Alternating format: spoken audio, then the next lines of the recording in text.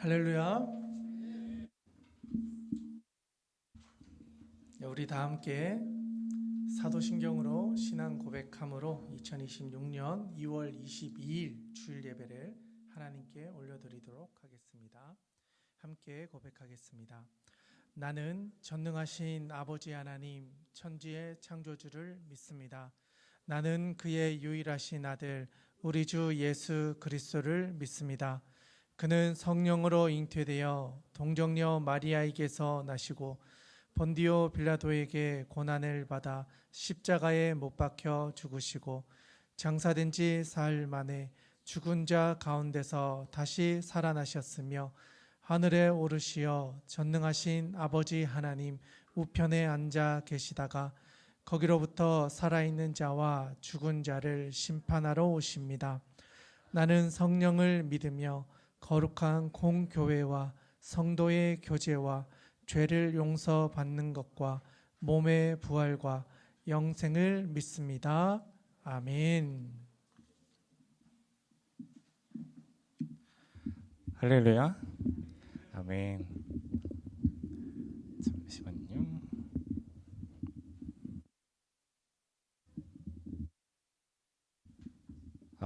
네. 다시 추워졌습니다. 오늘 아침 엄청 추워가지고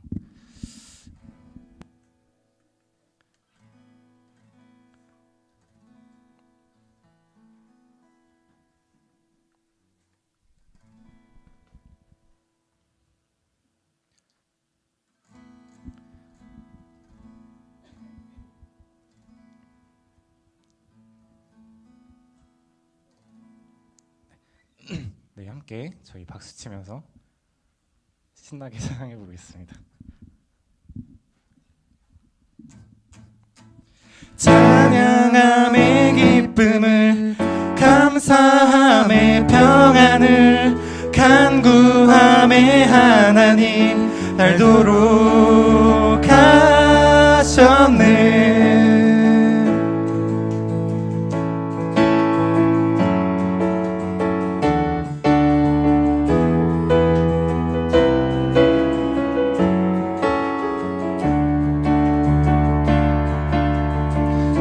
나의 가장 낮은 마음, 나의 가장 낮은 마음 주님께서 기뻐하시고 작은 일에 큰 기쁨을 느끼게 하시는도다. 내가 지쳐 무력할 때 주님께 힘이 되시고 아름다운 하늘나라 내 맘에 주시는도다. 우리에게 축복하신 하나님 사랑 낮은 자를 높여주시고 아름다운 하늘나라 허락하시고 내 모든 건 예비하시네. 찬양함의 기쁨을 감사함의 평안을 간구함의 하나님 알도록 하셨네. 찬양함의 기쁨을 감사함의 평안을 간구함의 하나님 알도록 하셨네. 저희 다시 처음부터 고백하겠습니다. 나의 가장 낮은 마음 주님 내게 기뻐하시고 작은 일에 큰 기쁨을 느끼게 하시는도다. 내가 지쳐 무력할 때 주님 내게 힘이 되시고 아름다운 하늘나라 내 맘에 주시는도다. 우리에게 축복하신 하나님 사랑 낮은 자를 높여주시고 아름다운 하늘나라 허락하시고 예비하시네. 찬양함의 기쁨을, 감사함의 평안을, 간구함의 하나님 알도록 하셨네. 찬양함의 기쁨을, 찬양함의 기쁨을, 감사함의 평안을, 간구함의 하나님 알도록 하셨네. 우리에게 축복하신 하나님 사랑, 낮은 자를 높여주시고 아름다운 하늘나라 허락하시고 내 모든 것 예비하시는 찬양함의 기쁨을, 감사함의 평안을, 간구함의 하나님 알도록 하셨네. 찬양함의 기쁨을, 찬양함의 기쁨을, 감사함의 평안을, 간구함의 하나님 알도록. 저희 마지막으로 고백하겠습니다. 찬양함의 기쁨을, 감사함의 평안을, 간구함의 하나님 알도록 하셨네. 아멘. 저희 함께 예배합니다. 함께 찬양하시겠습니다.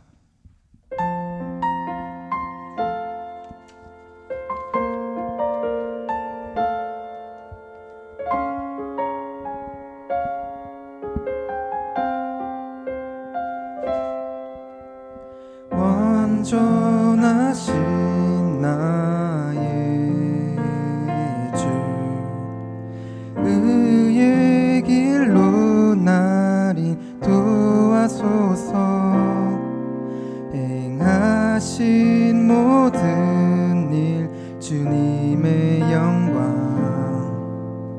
다 경배합니다. 다시 처음부터 고백하겠습니다. 완전하신 나의 주, 의의 길로 날 인도하소서. 행하신 모든 일 주님의 영광 다 경배합니다. 예배합니다. 찬양합니다. 주님만 날 다스리소서. 예배합니다. 찬양합니다. 주님 홀로 높임 받으소서.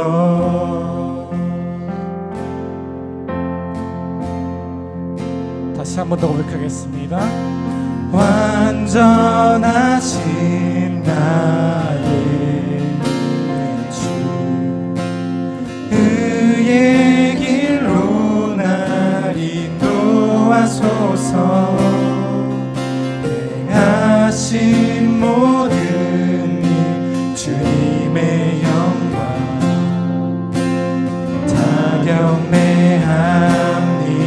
예배합니다. 예배합니다.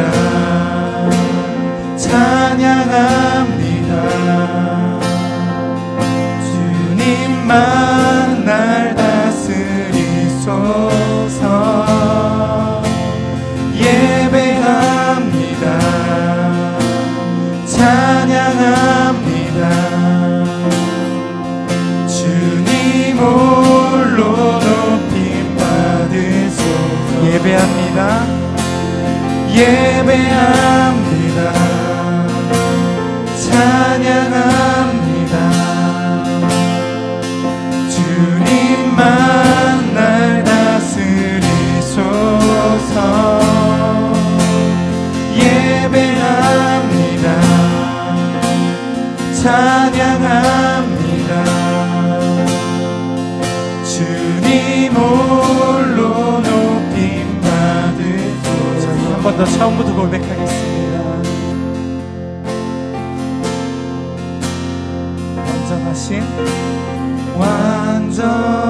완전하신 나의 주, 의의 길로 날 인도하소서.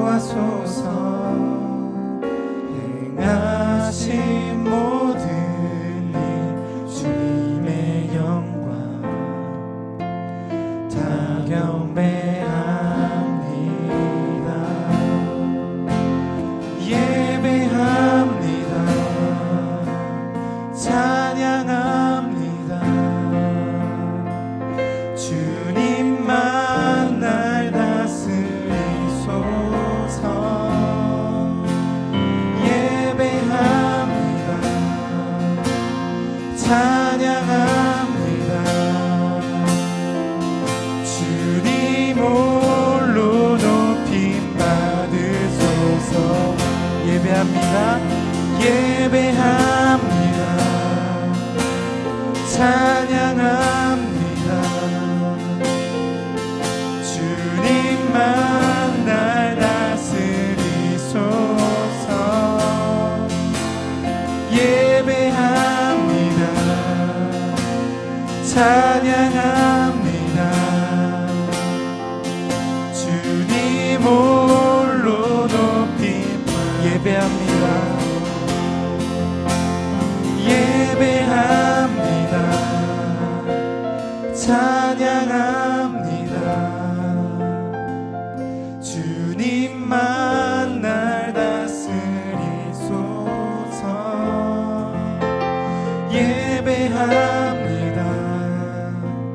찬양합니다. 주님 홀로 높임 받으소서. 아멘.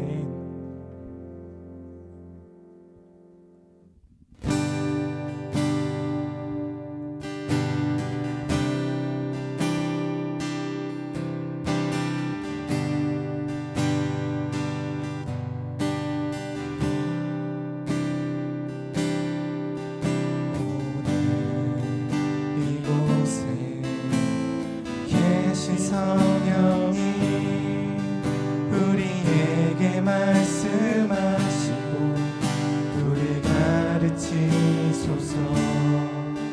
같이 우리 마음 열어주시고 주의 빛으로 밝혀 우리 인도하소서. 주님보다 앞서지 않고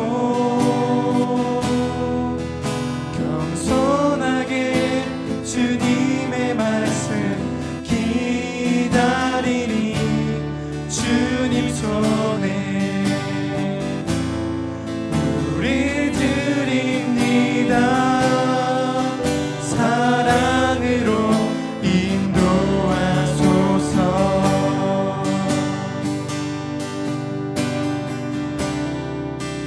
고백하겠습니다. 이곳에 계신 성령이 우리에게 말씀하시고 우리를 가르치소서. 같이 우리 마음 열어주시고 주의 빛으로 밝혀 우리 인도하소서. 주님보다 앞서지 않고 겸손하게 주님의 말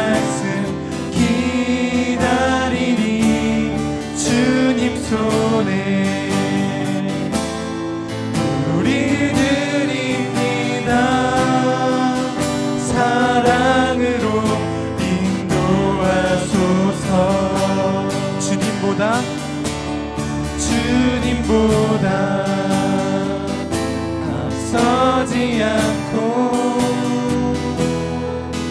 겸손하게 주님의 말씀 기다리리. 주님 손에 우리 드립니다. 사랑으로 인도하소서. 저희 함께 통성으로 우리 예배를 위해서 기도하겠습니다. 기도하시겠습니다.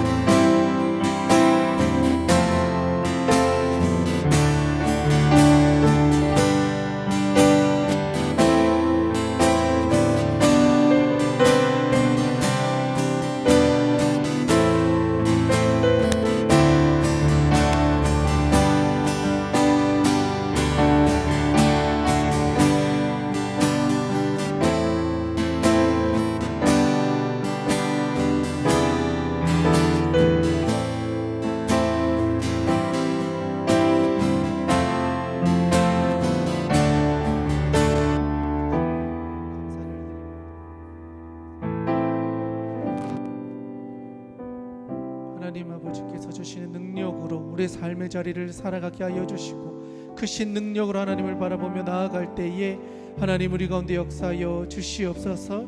우리 이 시간 한 번 더 기도하며 나가기를 원합니다. 특별히 오늘 이 시간 한 주간의 삶의 자리를 분주하게 살아오다가 주님 만나러 이 자리에 나왔습니다. 하나님 이 시간 우리를 만나 주시옵소서. 한 주간 우리의 마음을 하나님 앞에 다 내어놓고 나아갑니다. 주님 우리 가운데 역사하여 주시옵소서. 상한 마음, 불편했던 마음, 우리 가운데 있었던 상처들, 삶의 무게들 하나님 다 내려놓사오니 주님 이 시간 우리 가운데 말씀하여 주시고 역사하여 주셔서 온전히 살아계신 주님을 만나는 시간 되게 하여 주시옵소서. 우리 이것을 위하여 주님 이름 한번 부르고 함께 기도하며 나가기 원합니다. 함께 기도합니다. 주여 하나님 아버지 오늘 이 시간 우리에게 하나님 함께하여 주셔서 하나님의 음성을 듣는 시간 되게 하여 주시옵소서.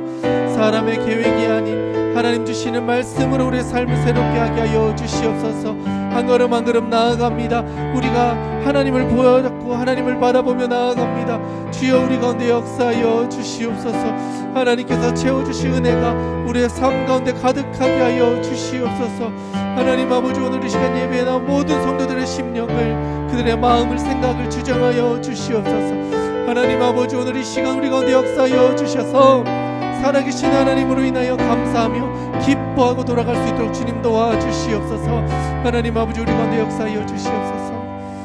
우리 이 시간 한 번만 더 기도하며 나가기로 합니다. 이 시간 기도할 때에는 하나님 오늘 주시는 말씀이 나에게 주시는 말씀이 되게 하여 주시옵소서. 한 주를 살아갈 수 있는 생명의 말씀이 되게 해주시고 마음판에 새기고 우리의 마음에 붙잡고 나아갈 때 주님 우리 가운데 성령 충만함을 허락하여 주시옵소서. 말씀 전하시는 우리 서유준 목사님 위에도 함께 하여 주셔서 살아있는 말씀을 선포하게 하여 주시고 그 말씀을 가지고 한 주를 살아갈 수 있도록 주님 우리 모두 가운데 역사하여 주시옵소서. 주님 우리 가운데 성령의 충만함을 허락하여 주시옵소서. 우리 이것을 위하여 주님 이름 한번 부르고 마지막으로 한번 더 기도합니다. 함께 기도합니다. 주여 하나님 아버지 오늘 이 시간 우리 가운데 성령의 충만함을 부어 주시옵소서. 한 주 한 주 살아가는 우리의 삶의 순간순간들 지칠 때가 있고 힘들어 넘어질 때가 있고 울 때가 있습니다. 그럴 때마다 하나님 우리의 위로자가 되어주시고 우리의 소망이 되어주시고 깜깜한 어두운 세상 가운데 빛이 되어주셔서 주님으로 인하여 감사하며 살아갈 수 있는 우리들이 되게 하여 주시옵소서. 하나님 오늘 이 시간 예배 가운데 찬양 가운데 기도 가운데 하나님 아버지 우리를 찾아와 주시고 만나 주시고 우리 가운데 역사하여 주시옵소서. 하나님 아버지께서 우리를 붙잡아 주셔서 그 하나님의 은혜를 구하며 나아갈 수 우리들 될 수 있기를 원합니다. 주여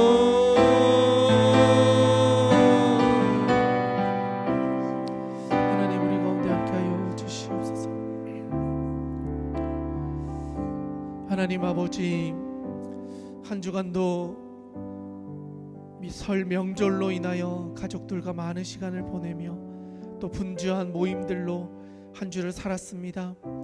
하나님, 우리의 마음들 잘 돌아보게 해 주시고 이 시간 모든 것들을 내려놓고 주님의 말씀에 귀 기울여 집중하게 하여 주시옵소서. 또 하나님, 사순절이 시작되었습니다. 신앙의 절기를 따라 우리의 삶의 흐름을 주님께 집중하게 해 주시고 주님과 함께 걸어가는 사순절의 여정을 우리가 잘 따라가게 하여 주시옵소서. 또한 오늘 들려지는 하나님의 말씀이 우리의 심령 가운데 새겨지게 하여 주셔서 한 주를 살아갈 때 주일의 말씀이 우리의 생명의 말씀이 되어서 한 주도 주와 함께 즐겁게 길을 걸어가는 인생 되게 하여 주시옵소서.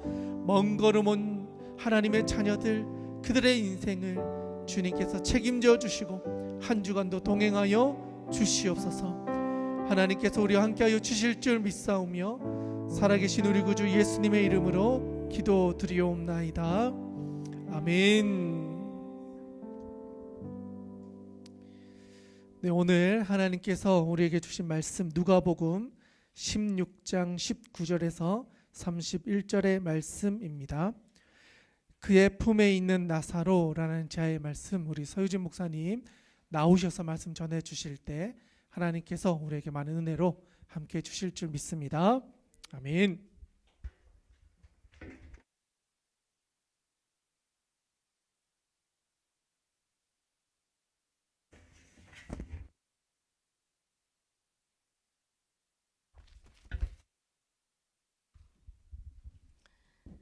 네, 할렐루야, 반갑습니다. 우리 옆에 있는 분들과 함께 인사 나누겠습니다. 잘 오셨습니다.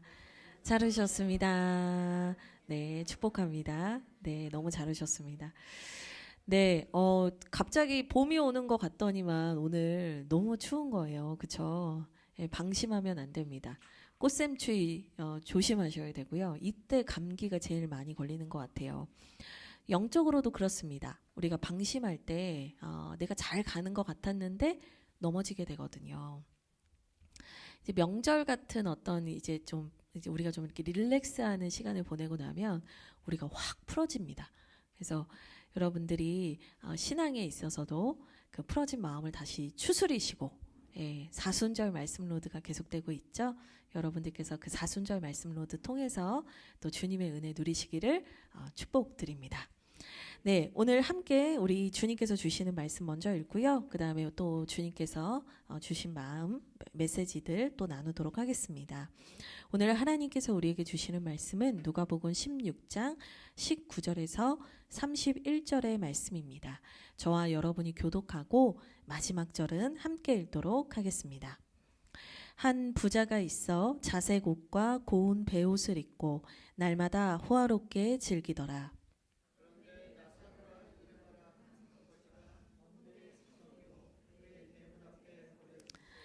그 부자의 상에서 떨어지는 것으로 배불리려 하매 심지어 개들이 와서 그 헌대를 핥더라.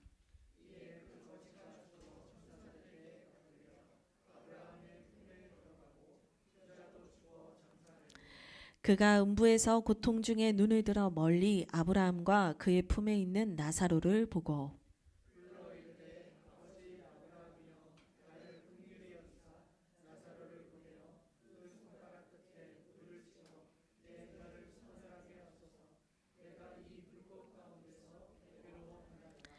아브라함이 이르되 예 너는 살았을 때 좋은 것을 받았고 나사로는 고난을 받았으니 이것을 기억하라. 이제 그는 여기서 위로를 받고 너는 괴로움을 받느니라.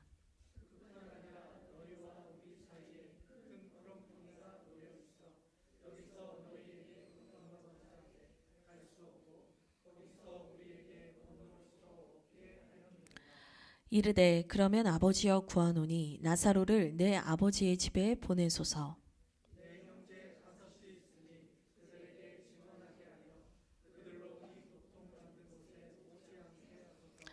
아브라함이 이르되 그들에게 모세와 선지자들이 있으니 그들에게 들을지니라.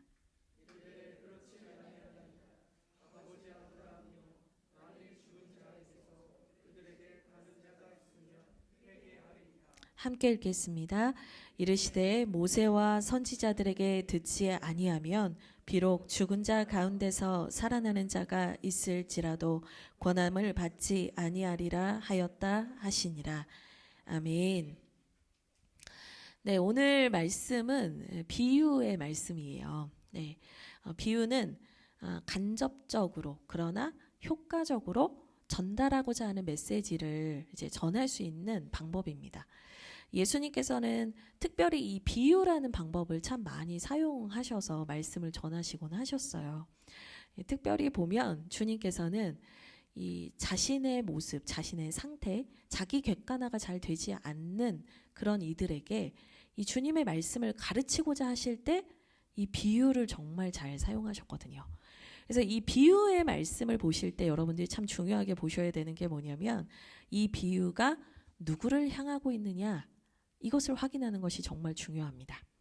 그래서 오늘 우리가 16장 19절에서 31절 말씀을 보기는 하지만 이것에 대한 이해를 돕고 또 오늘 본문 말씀 전체의 이해를 돕기 위해서 15장부터 어떤 비유가 이어지는지를 한번 좀 간단하게 보면 좋을 것 같아요.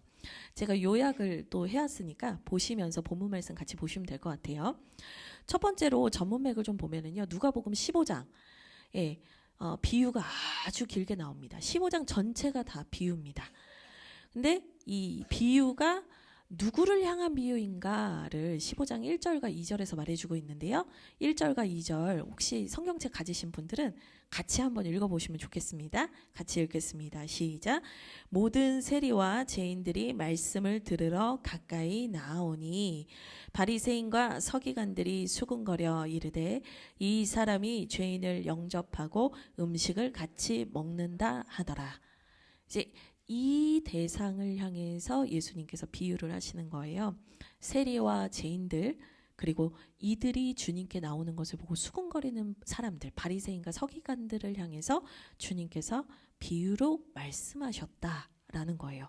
어떤 비유가 이어지냐면 잃어버린 양, 잃어버린 드라크마, 잃어버린 아들에 대한 3중 연속 비유가 나옵니다. 그러니까 이 비유를 계속해서 하시면서 주님께서 하시는 말씀이 뭐예요? 한 영혼이 돌아오는 게 얼마나 중요한 줄 아냐. 이제 그 얘기를 하시는 거거든요. 그래서 세리와 죄인들한테는 무슨 말씀을 전하고 싶은 거냐면 어서 와라. 잘 왔다. 그래. 어서 와라. 이제 이 말씀을 하시는 거라면 바리새인과 서기관들에겐 무슨 말씀을 하시는 거예요? 왜 그걸 보고 수군거리고 정죄하고 있냐. 같이 기뻐하자. 너희는 뭐가 중요한지 알고 있냐. 이제 이런 메시지들을 전하시는 겁니다. 이제 두 번째 비유를 볼게요. 16장 이제 1절부터 13절 오늘 우리가 보게 되는 본문 앞에도 비유가 이어지는데요. 이 1절 보시면 16장 1절 보시면 누구를 향한 비유인가가 자세히 나와 있습니다. 16장 1절 말씀도 같이 한번 읽을 텐데요. 앞부분만 읽을게요. 같이 읽겠습니다. 시작. 또한 제자들에게 이르시되 네 여기까지 읽겠습니다. 그러니까 이 16장 1절부터 13절까지의 비유는 누구에게 하는 거예요? 제자요. 그러니까 대상이 다른 거를 알고 계셔야 돼요. 그래서 앞에 15장의 이 비유는 세리와 죄인들, 바리새인 뭐 이런 분들인데 핵심은 뭐였냐면 영혼 구원이 중요하다 이 얘기를 한 거고 이 16장 1절은 제자들에게 하는 비유인 거예요. 그러면 이 제자들에게는 어떤 비유를 하셨는가? 1절부터 13절의 내용을 좀 보면 제가 간단하게 요약을 해드리면 한 청지기가 있었다는 거예요. 주인이 자신의 일을 맡긴 한 청지기가 있었다. 근데 이 청지기가 일을 제대로 안 해요. 일을 설렁설렁해요. 근데 그 주인이 알게 된 거죠. 그래서 주인이 이제 곧 너를 자르러 온다는 소식을 청지기가 듣게 된 거예요. 그러니까 청지기가 큰일 났다. 이 자리를 내가 유지하기는 어렵겠구나. 라고 생각을 하면서 그러면 내가 앞으로 살려면 어떻게 해야 되는가를 고민하기 시작해요. 그래서 이 청지기가 어떤 결정을 내리냐면 이 주인의 돈으로 빚을 이제 내줬었는데 그 빚을 못 갚는 사람들을 하나둘 부르기 시작하는 거예요. 그래서 저 얼마 빚지셨어요? 그러면 100만 원이요. 그러면 여기 50만 원이라고 적으세요. 하면서 돈을 깎아주는 거예요. 이 청지기가 아직 잘리기 전이잖아요. 아직 해고되기 전이잖아요. 그러니까 아직 자신에게 권한이 있음을 알고 그 사람들의 빚을 탕감해 주면서 나중에 이 사람들이 나를 도와줄 것이다. 내가 어딘가 갈 곳이 없을 때, 내가 먹을 것이 없을 때 이 사람들이 나를 도와줄 거다 생각을 해요. 그래서 16장 4절입니다. 한번 읽어볼까요? 같이 읽겠습니다. 시작. 내가 할 일을 알았도다. 이렇게 하면 직분을 빼앗긴 후에 사람들이 나를 자기 집으로 영접하리라 하고. 이제 이렇게 한 겁니다. 주인이 와서 보고 이 모든 사실을 알게 돼요. 그랬더니 주인이 이 일을 한 청지기를 보고 뭐라고 하냐면 8절인데요. 옳지 않은 청지기가 이를 지혜 있게 하였으므로 칭찬하였다는 거예요. 그러면서 이 세대의 아들들이 이 믿는 자들보다 빛의 아들들보다 더 지혜롭다. 이런 말씀을 하시거든요. 그러니까 이 청지기의 비유를 통해서 말씀하시고자 하는 게 뭐냐면 결국에는 이제 1차적인 첫 번째 메시지는 뭐냐면 주인이 맡긴 일에, 주인이 위임한 일에 충성되어야 합니다. 여러분, 충성해야 돼요. 지극히 작은 것에 충성하셔야 됩니다. 그런데 만약 여러분이 그 일에 충성되지 못하고 실수하거나 뭔가 문제가 생겼다 할지라도 여러분이 궁극적으로 끝까지 마지막까지 여러분들이 추구하고 붙들어야 할 일은 뭐냐면 사람을 얻는 일입니다. 그 얘기를 하는 거예요. 왜냐하면 주인이 이 청지기가 잘못한 걸 아는데도 네가 사람을 얻었다. 네가 지혜롭다 하거든요. 그러니까 15장에서 있는 비유와 16장에서 있는 비유에서 계속해서 말하고 있는 게 뭐냐면 결국에는 영혼을 구하는 일이 제일 중요하다. 때로는 제자들이 그 일에 충성되지 않을지라도 때로는 너희가 그것에서 멀어진 것 같고 때로는 다른 일에서 실패할지라도 영혼을 구하는 일, 생명을 살리는 일, 사람을 살리는 일에서 너희가 마지막까지 집중하면 그것이 너희를 살리는 일이 될 것이다. 이 얘기를 하고 있는 거거든요. 그래서 지금 15장, 16장 지금 계속해서 주님께서는 영혼 구원과 생명에 대한 얘기를 하고 계시는구나. 이걸 우리가 알게 됩니다. 그런데 좀 이상한 게 있어요. 뭐냐면 이해가 안 되는 한 구절이 등장을 합니다.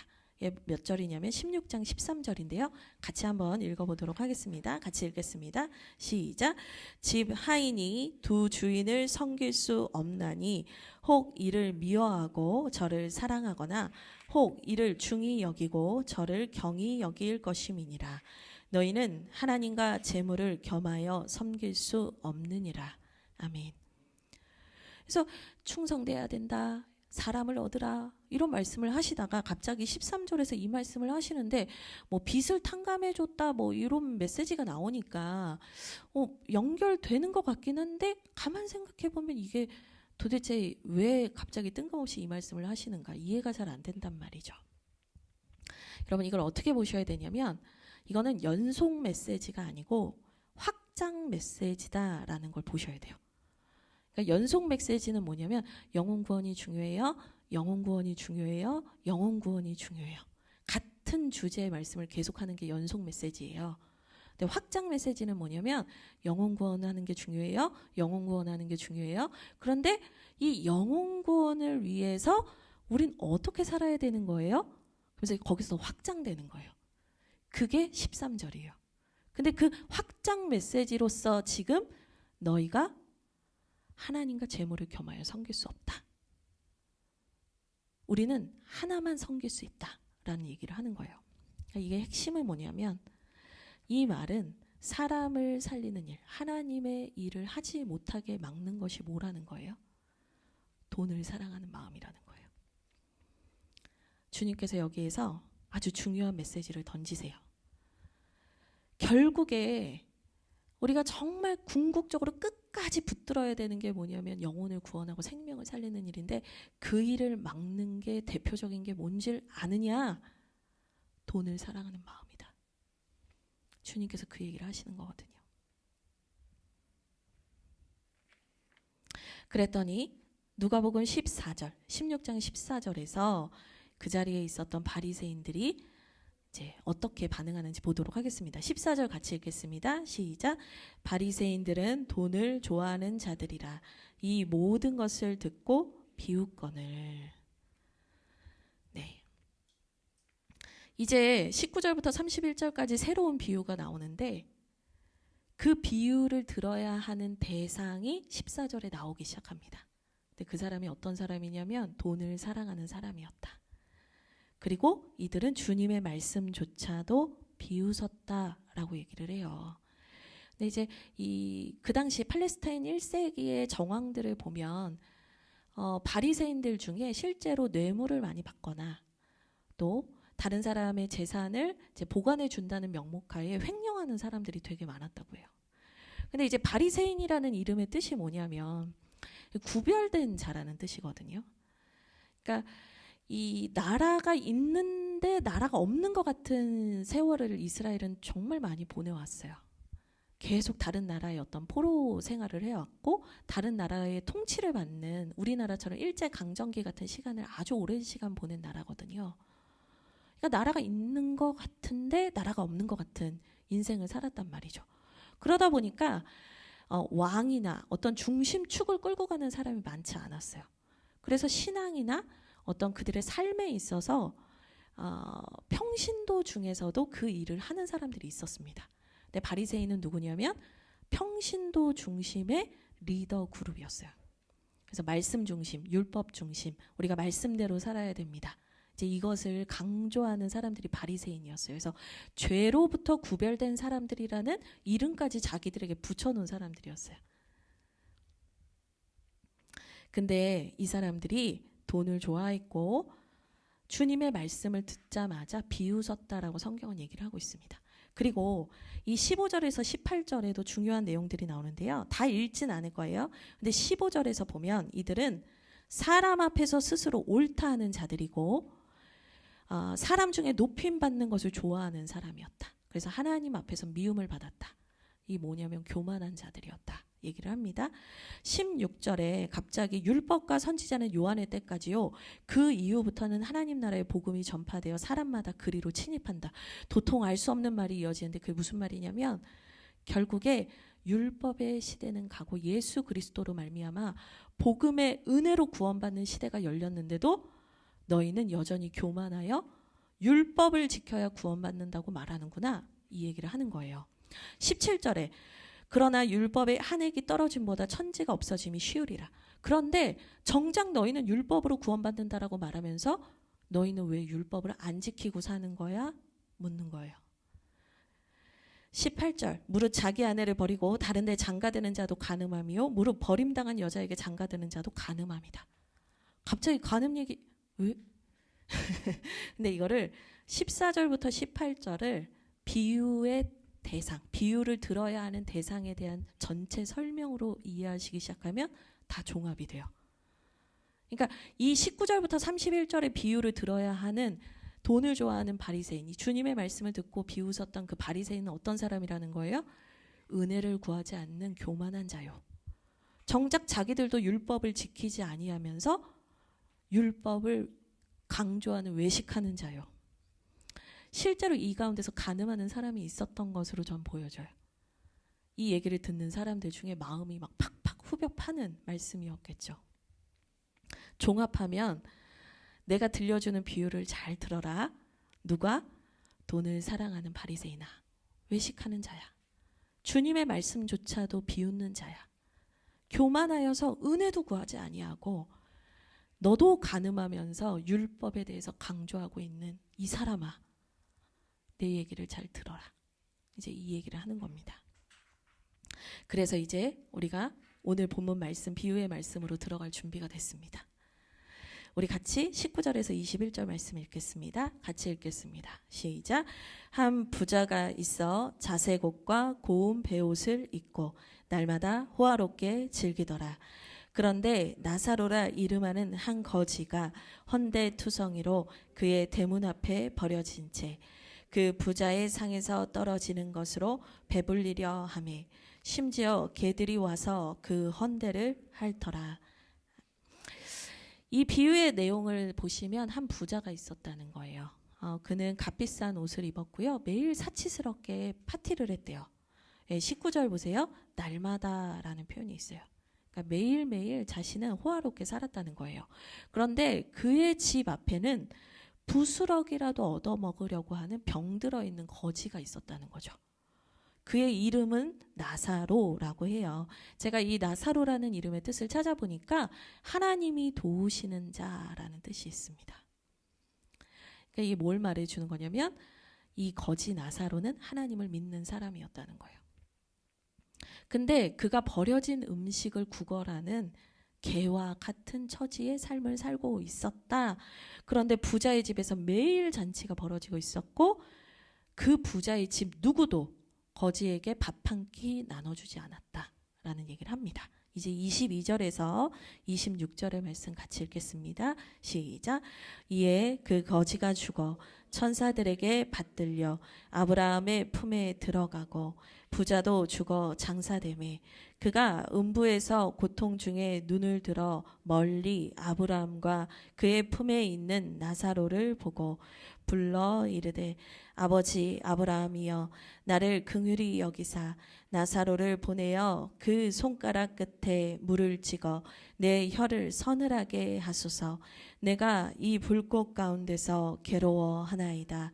아브라함이 이르되 예 너는 살았을 때 좋은 것을 받았고 나사로는 고난을 받았으니 이것을 기억하라. 이제 그는 여기서 위로를 받고 너는 괴로움을 받느니라. 그래서 이어서 보니까 그런 상황이었는데 이제 이 거지 나사로가 죽게 됐다는 거예요. 그래서 죽게 돼서 어디로 갔는가? 천사들에게 받들려 아브라함의 품에 안겼다 얘기를 합니다.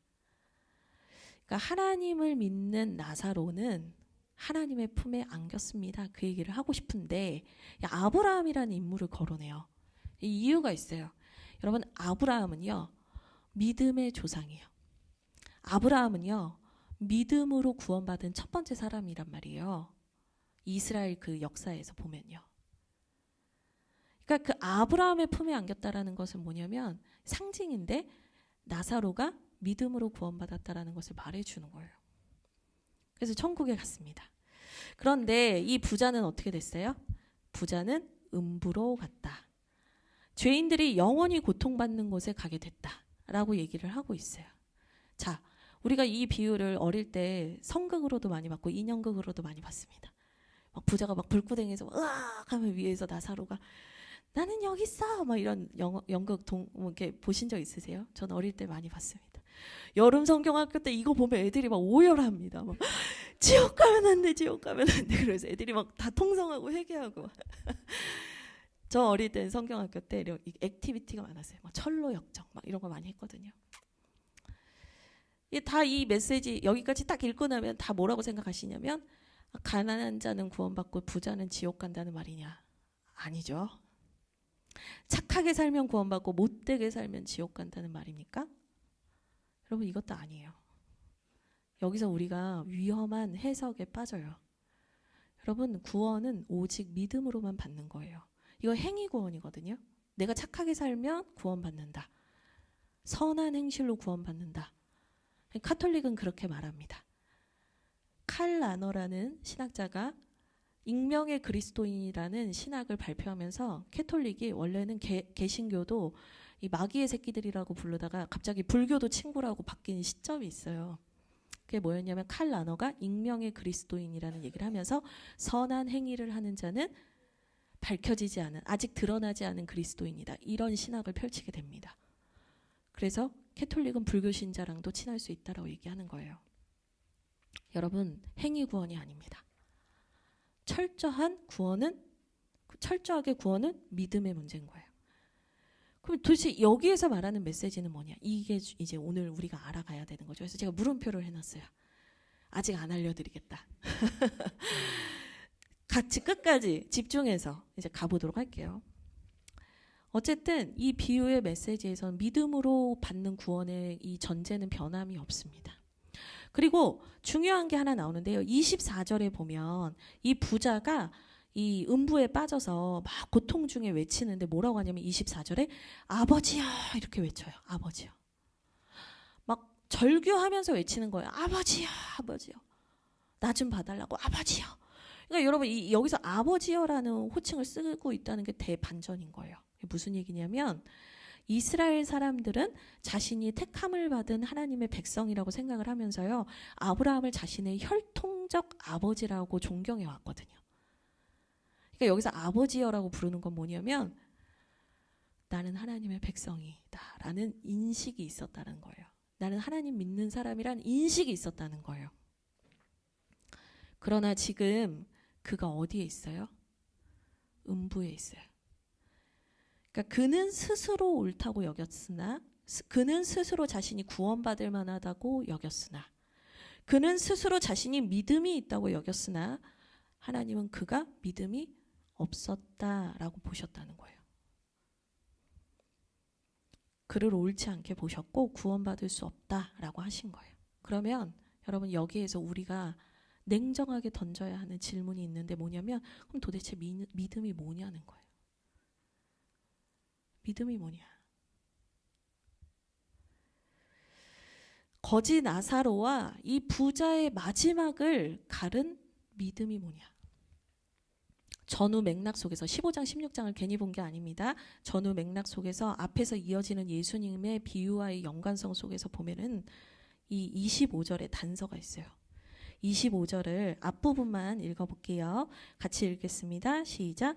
아브라함이 이르되 예 너는 살았을 때 좋은 것을 받았고 입니다.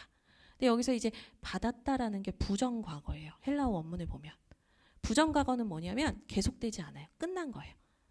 완료된 것을 부정과거를 쓰거든요. 그러니까 너는 살았을 때 받았다, 이 말이 마태복음 6장 2절의 말씀과 연관해서 보면 연결이 돼요. 그들은 이미 그들의 상을 받았다. 이미 다 받았다. 다시 말하면 그들은 자신이 누릴 수 있는 것을 다 받아 누렸다.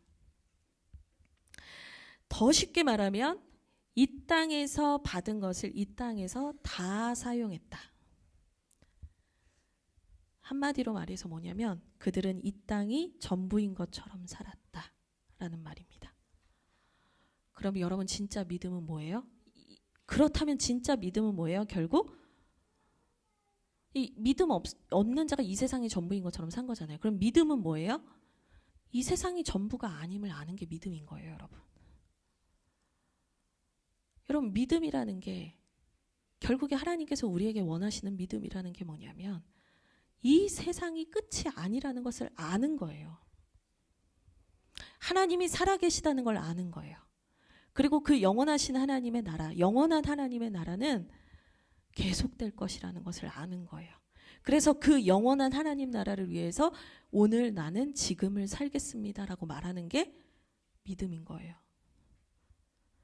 영원한 생명, 하나님이 주신, 은혜로 주신, 값없이 주신 그 영생, 그것이 얼마나 값지고 귀한 것인지를 알게 되는 거예요. 그래서 내게 주신 것들, 그것을 흘려보내며 살 수 있는 사람이 되는 게 믿음이에요. 믿음은 바라는 것들의 실상이요, 보이지 않는 것들의 증거라고 했어요. 보이지 않는 나라, 보이지 않는 하나님의 나라와 세계가 있다는 것을 믿는 게 믿음이라는 거예요. 그러니까 이걸 다시 정리하면 뭐냐면 나사로는 이 세상이 끝이 아니라 하나님의 나라가 있다는 것을 믿었고, 부자는 이 세상이 전부다라고 생각하고 산 거예요. 또 25절에 부자는 너는 좋은 것을 받았다라고 얘기를 하잖아요. 받았다, 받았다. 여러분, 받았다는 수동태예요. 그러니까 내가 내 힘으로 내가 가지고 있는 것이 아니라 네가 가진 모든 것이 하나님께서 주신 것이다. 하나님께로부터 받은 것이라는 거예요. 근데 그 받은 것을 이 세상이 전부인 것처럼, 이 세상밖에 없는 것처럼 생각하고 살아가는 사람은 어떻게 살까요? 여기서 다 쓰고 가야죠. 그렇지 않겠어요? 다 쓰고 가야죠. 근데 이 세상이 전부가 아니고 하나님의 나라가 있고 하나님께서 그 영혼, 한 영혼이 돌아오는 것을 기뻐하는 분이라는 것을 아신다면 어떻겠어요? 그 영원한 하나님 나라와 영혼 구원을 위해서 나에게 주신 것을 쓰게 되는 거예요. 믿음이 있는 자와 없는 자의 삶은 전혀 다른 모습으로 드러날 수밖에 없습니다. 제가 지난주에 교사 경건회 때 이런 메시지를 전했어요. 하나님이 우리를 사랑하시는 것은 이유가 없지만 자격 없는 우리를 사랑하시는 것은 그분의 주권이고 그분이 우리를 그저 사랑하시는 것이지만 하나님이 우리를 축복하시는 데는 이유가 있다고 말씀드렸어요. 축복은 받은 것은 흘려보내라고 말씀하시는 거거든요. 내가 축복의 통로가 돼야 된다는 거예요. 내가 선한 일을 했다고 해서 구원받는 것은 아니지만 내가 하나님을 믿는 자로서 하나님께 받은 축복을 누리는 자로서 이것을 어떻게 나누며 살 것인가는 철저한 믿음의 문제고 선택의 문제인 거예요. 여러분, 부자는요, 믿음이 없어서 천국에 못 간 겁니다. 단순히 가난한 자에게 구제를 안 했다라고 말하면 그건 너무 단순한 해석이에요. 그는 믿음이 없었어요. 이 세상 너머에 하나님의 나라와 하나님의 영원한 생명이 있다는 걸 믿지 않은 거예요. 하나님의 심판이 있다는 걸 믿지 않은 거예요. 그러나 나사로는요, 왜 천국에 갔을까요? 이 세상이 전부가 아님을 알고 하나님의 은혜를 구한 겁니다. 그 누가복음에 이 철저한 은혜로 말미암아 구원받은 사건이 아주 중요한 사건이 또 하나 나오거든요. 누가복음 23장입니다. 여러분 잘 아실 텐데 예수님이 십자가에 달리셨을 때 예수님의 오른편과 왼편에 강도가 달려서 같이 십자가형을 받고 있었다라고 얘기를 하거든요. 근데 뭐 말이 강도지 십자가형은요 최고 형벌이에요. 최고 형벌. 우리나라 조선시대로 치면 능지처참이에요. 사지를 찢어 죽이는. 그러니까 이거는 단순 강도가 아니에요. 뭐 정치범이나 영모죄거나 아주 극악무도한 범죄자들만 이렇게 죽는 거예요. 근데 주님이 십자가에 달려 죽으실 때 한편에 있던 사람이 뭐라고 하냐면 42절에 이르되 예수여 당신의 나라에 임하실 때 나를 기억하소서. 이 한마디를 하거든요. 그랬더니 주님께서 이르시되 내가 진실로 내게 이르노니 오늘 네가 나와 함께 낙원에 있으리라. 구원을 약속해 주세요. 근데 여기서 핵심이 뭐냐? 42절에 이 강도가 한 고백이에요. 당신의 나라에 임하실 때. 이 강도에게 믿음이 있었던 거예요. 이 세상이 끝이 아니라는 믿음이 있었던 거예요. 내가 정말 지금까지는 개망나니 같이 살았을지라도 내가 이 세상이 끝이 아님을 알고 회개합니다. 저를 구원해 주십시오. 저를 용서해 주십시오. 주님께서 이 한마디에 말씀하셨어요. 진실로 말한다. 네가 나와 함께 갈 것이다. 여러분 이게 구원이에요. 믿음으로 인한 구원이 이거예요. 이 강도가 뭘 착한 일을 해봤자 뭘 얼마나 했겠어요. 여러분 이게 믿음이에요. 오직 믿음으로만 구원을 받습니다. 믿음은 이 세상이 전부가 아님을 알며 하나님의 은혜로 구원받은 자답게 살아가는 것입니다. 그 믿음은 영적 기도하는 순간에만 역사하는 게 아니에요. 우리의 삶으로 드러나게 됩니다. 내가 영생의 은혜, 놀라운 하나님의 값없는 은혜, 그 충만한 은혜를 받았는데 어떻게 사시겠어요? 어떻게 살아야겠어요? 우리의 삶의 목적은 영혼 구원을 위한 하나님 나라의 확장에 있습니다. 그것을 위해 살게 되겠죠. 여러분 우리가 그렇게 전심을 다해서 하나님의 나라와 영광을 위해서 살아갈 때요. 우리의 모습을 보면서 안 믿는 사람들은요. 우리를 보면서 궁금해하기 시작해요. 저 사람을 보면 정말 이 세상이 전부가 아닌 것 같아. 이 세상이 끝이 아닌 것 같아 를 느끼기 시작해요. 저는 죽음의 현장에서 그런 것들을 많이 봤어요. 이 세상이 전부인 것처럼 생각했던 분들은요. 마지막 순간에 그렇게 원통해하고 분노하고 화를 냅니다. 이 세상이 전부가 아닌 것처럼 믿음으로 살았던 사람들은요. 하나님의 나라와 천국을 기대하고 기뻐합니다. 후회가 남는 것이 아니라 최선을 다했고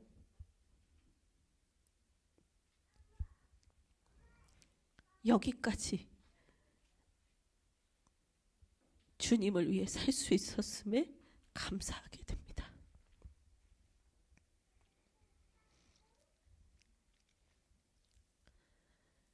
이 부자의 삶을 보십시오.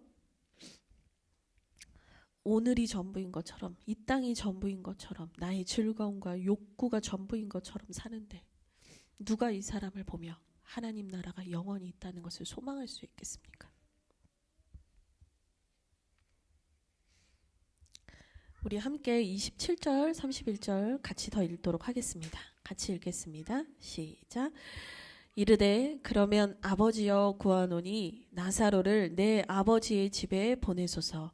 내 형제 5이 있으니 그들에게 증언하게 하여 그들로 이 고통받는 곳에 오지 않게 하소서. 아브라함이 이르되 그들에게 모세와 선지자들이 있으니 그들에게 들을지니라. 이르되 그렇지 아니하니이다.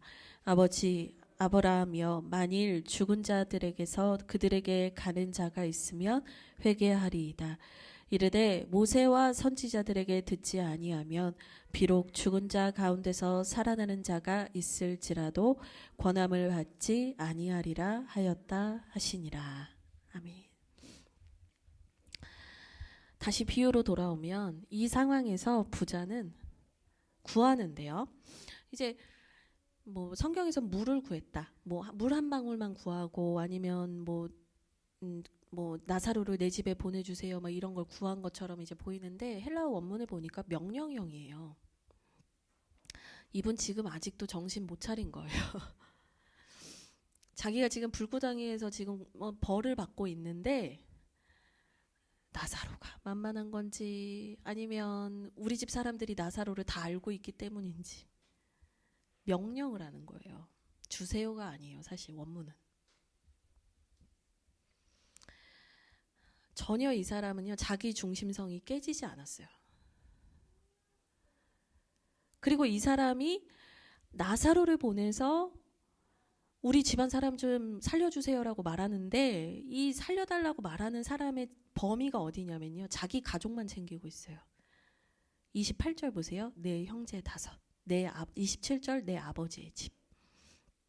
여전히 이 사람은 자기에게 해당하는 것에만 관심이 있는 거예요.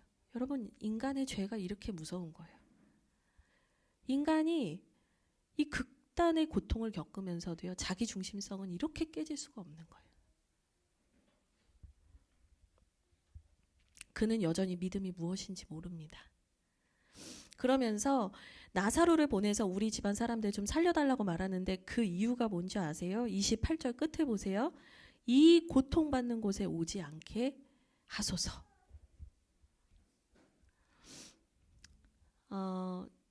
이 부자가요, 내 가족들에게 믿음을 갖게 하소서라고 말하는 게 아니에요. 내 가족들이 고통받지 않게 해주십시오라고 기도하고 있어요. 여러분, 근데 우리의 기도도 이럴 때가 되게 많아요. 여전히 내 중심성을 가지고 내가 주님을 제대로 믿고 싶습니다라는 기도가 아니라, 믿음에 대한 기도가 아니라, 우리는 내가 지금 마주하고 있는 현실적인 아픔과 고통이 빨리 끝났으면 좋겠습니다라는 기도만 할 때가 너무 많아요. 근데 주님이 계속해서 말씀하시는 건 뭐냐면 믿음에 대한 얘기고 영혼 구원에 대한 얘기거든요. 여러분, 우리도 돌아봐야 됩니다. 인생의 불안과 두려움 때문에 고통을 피하기 위해서 여러분은 믿습니다, 믿습니다 하고 있지만 진짜 하나님을 향한 믿음을 가지고 계십니까? 정말 하나님 살아계시고 그 하나님의 나라가 우리가 영원히 살아가게 될 주님이 마련하신 거처라는 것을 믿으십니까? 그런데 왜 우리는 여기서 전전긍긍하고 작은 것에 벌벌 떨고 조금도 양보하기 싫어하고 조금도 손해보기 싫어하고 하나님의 나라와 영광을 위해서 내 것을 나누는 것에 왜 이렇게 인색하며 우리는 도대체 왜 여기가 전부인 것처럼 살아가고 있냐는 거예요.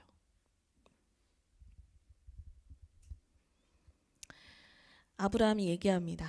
그 부자에게. 모세와 선지자들이 있으니 그들에게 들어라. 이 모세와 선지자는 모세를 통한 율법과 선지서를 말해요. 구약 성경을 말합니다. 그러니까 성경을 통해서 그들은 믿음에 대해 배울 수 있고 그들의 삶을 선택할 수 있다는 거예요. 근데요, 30절 보세요. 참 이 사람 대단합니다. 이르되 그렇지 아니하니이다. 지금도 자기가 옳대요. 아니래요. 그거 아니래요. 끝까지 자기가 옳다 하는 거예요. 끝까지 자기가. 아니래요. 사람 좀 보내달래요. 기적과 이사를 보여달래요. 여러분, 기적과 이사를 수만 번 아니죠, 많이 봤던 수많은 사람들, 예수님 못 믿었어요. 예수님 죽을 때 빨리 저 사람 죽이라고 외쳤어요. 대역죄인 바라바를 풀어주고 예수님을 죽이라고 했던 게 무리예요. 그 사람들이 얼마나 주님의 이 기적과 이사를 많이 받는 줄 아셔요? 아브라함이 다시 말합니다. 모세와 선지자들에게 듣지 아니하면 비록 죽은 자 가운데서 살아나는 자가 있을지라도, 예수 그리스도가 십자가에서 죽으시고 부활하실지라도 권함을 받지 아니하리라. 결국 그 말씀을 읽고 말씀대로 살아가고 이 세상이 끝이 아닌 것을 말하며 영원한 하나님의 나라가 있다라고 말하는 그 말씀의 기준에서 네가 살기를 원한다면 그렇게 살아라. 그것이 너의 믿음이 될 것이고 그것이 너에게 구원이 된다라고 오늘 말씀은 마무리를 하고 있습니다. 여러분은 이 세상이 전부인 것처럼 살아가고 계십니까? 아니면 영원한 하나님 나라를 바라보며 살아가고 계십니까? 2월 달에 설교 주제가 값비싼 은혜를 받은 교회였어요. 값비싼 은혜로 충만한 교회였거든요. 우리는 그 무엇으로도 갚을 수 없는 은혜를 받은 사람들이에요. 우리가 무엇을 위해서 살아야겠습니까? 그 은혜에 합당한 삶을 살아야겠습니다. 하나님 나라를 우리의 삶으로 온전히 드러내며 살아가기를 원합니다. 우리 같이 누가복음 12장 29절에서 34절만 읽고 오늘 말씀 마칠게요. 누가복음 12장 29절에서 34절입니다. 요거 읽고 찬양할 거예요. 네. 누가복음 12장 29절에서 34절입니다. 우리 같이 좀 길지만 쭉 읽으면 좋겠습니다. 오늘 메시지를 잘 요약해주고 있습니다. 같이 읽겠습니다. 시작. 너희는 무엇을 먹을까 무엇을 마실까 하여 구하지 말며 근심하지도 말라. 이 모든 것은 세상 백성들이 구하는 것이라. 너희 아버지께서는 이런 것이 너희에게 있어야 할 것을 아시느니라. 다만 너희는 그의 나라를 구하라. 그리하면 이런 것들을 너희에게 더하시리라. 적은 무리여 무서워 말라. 너희 아버지께서 그 나라를 너희에게 주시기를 기뻐하시느니라. 너희 소유를 팔아 구제하여 낡아지지 아니하는 배낭을 만들라. 곧 하늘에 둔 바 다함이 없는 보물이니 거기는 도둑도 가까이 하는 일이 없고 좀도 먹는 일이 없느니라. 너희 보물 있는 곳에는 너희 마음도 있으리라. 아멘. 같이 찬양하겠습니다. 오늘 이곳에 계신 성령님 한 번만 찬양할게요.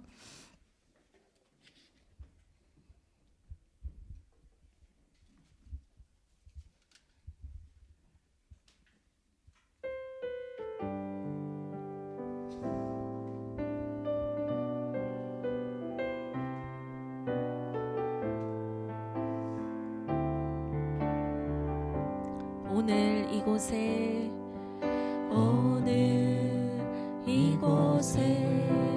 계신 성령님 우리에게 말씀하시고 우리 가르치소서.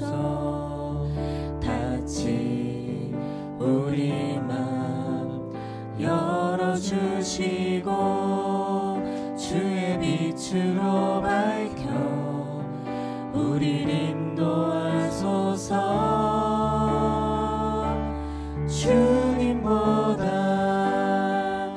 앞서지 않고 겸손하게 주님의 말씀 기다리니 주님 손에 우리 드립니다. 사랑으로 인도하소서.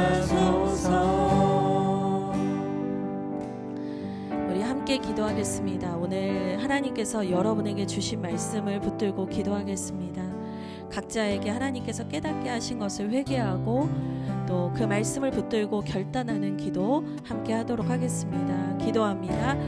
하나님 아버지 감사합니다. 값비싼 은혜를 받은 자들로 아버지 우리가 그에 합당한 삶을 살아가기를 원합니다. 아버지 하나님, 우리가 하나님을 더 알되 바르게 알게 하시고 제대로 알게 하시고 아버지 하나님의 나라와 그 영광을 위해 살아갈 수 있게 하여 주시옵소서. 아버지 하나님, 우리가 이 세상이 전부인 것처럼 살지 않기를 원합니다. 하나님, 우리가 이 세상의 욕망과 쾌락이 전부인 것처럼 살지 않기를 원합니다. 하나님, 우리가 하늘을 소망하며 하나님 나라를 기다리며 예수 그리스도의 다시 오심을 기다리는 하나님의 순전한 신부가 될 수 있도록 주님 우리를 이끌어 주시옵소서. 하나님, 우리에게 무엇이 중요한지 눈을 열어주셔서 하나님 알게 하여 주시옵소서. 아버지 하나님, 우리에게 정말 중요한 그 하나님 나라의 확장과 한 영혼이 돌아오는 아버지 그 영혼 구원의 사역의 그 아버지 중요성을 알게 하여 주시옵소서. 아버지 하나님, 내 욕구와 내 것을 위하여서 아버지 우리가 마음껏 살아가며 하나님의 나라와 교회와 영광을 위해서는 인색했던 우리의 모습들을 돌아보게 해주시고 아버지 하나님, 우리가 진짜 무엇을 위해서 살아가야 하는지 알게 해주십시오. 아버지 하나님, 우리의 믿음이 우리의 삶에서 드러나 아버지 많은 이들에게 정말 믿음이 무엇인지 궁금증을 갖게 해주십시오. 아버지, 우리의 믿음을 말로가 아니라 아버지 우리의 삶으로 드러낼 수 있도록 주님 도와주시옵소서.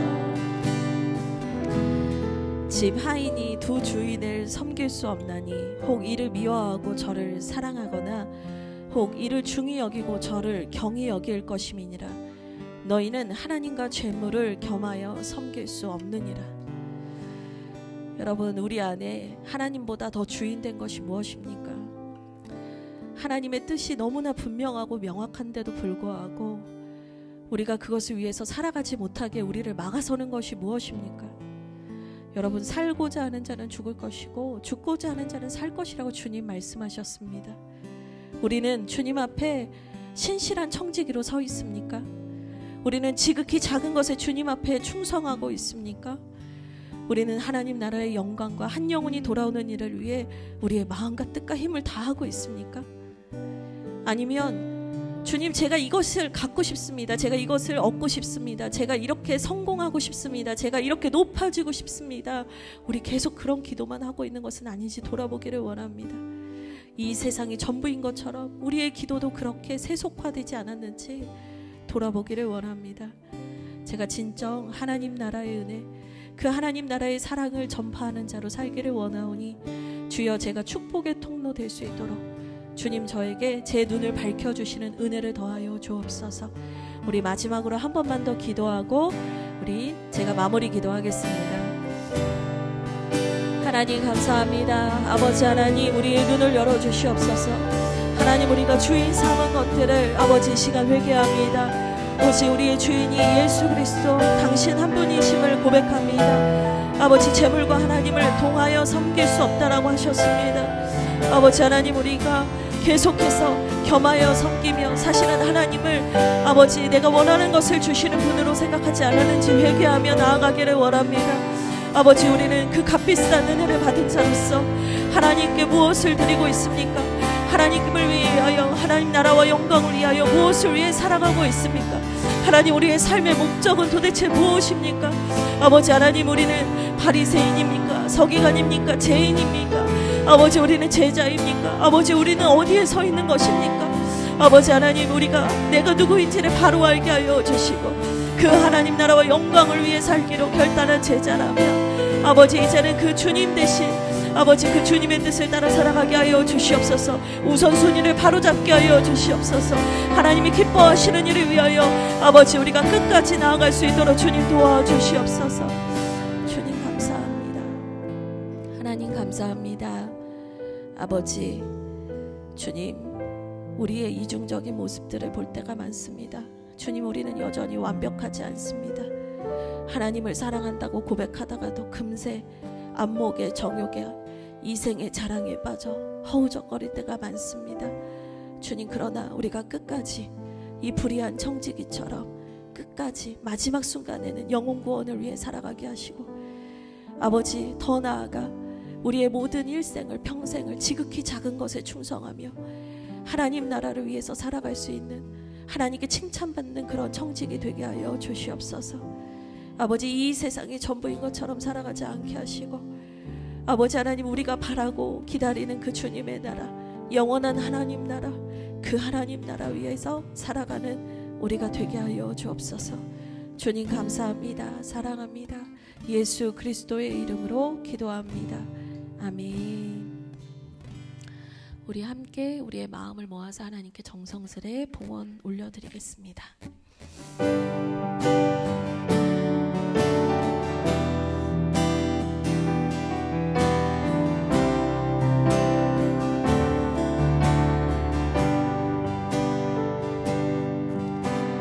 사랑의 나는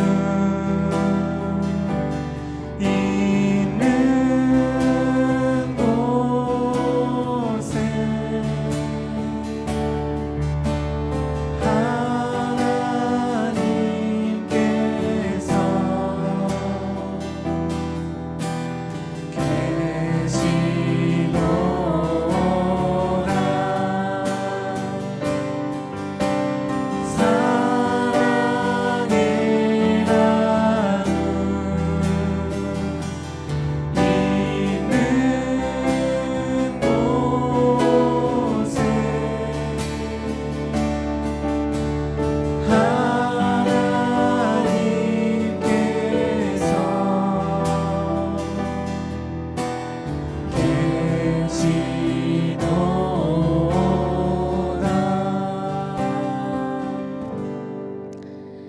우리의 주인 되신 하나님을 찬양합니다.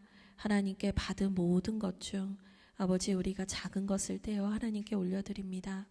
아버지 하나님, 우리의 마음과 우리의 모든 것을 받아 주시옵소서. 우리의 인생의 모든 것을 받아 주옵소서. 하나님 홀로 영광 받으시며 하나님의 나라와 하나님의 놀라우신 그 구원 사역을 위하여 이 재정이 귀히 쓰여지게 하여 주옵소서. 주님 감사합니다. 예수 그리스도의 이름으로 기도합니다. 아멘. 이제는 우리 구주 예수 그리스도의 은혜와 하나님 아버지의 사랑과 성령님의 감화감동 교통하심이 오늘 말씀을 듣고 참된 믿음을 갖기를 결단한 주님의 사람들 위해, 주하길 교회 위에, 이 나라와 이 민족 위에 이제로부터 영원토록 함께 하시기를 간절히 축원하옵나이다. 아멘.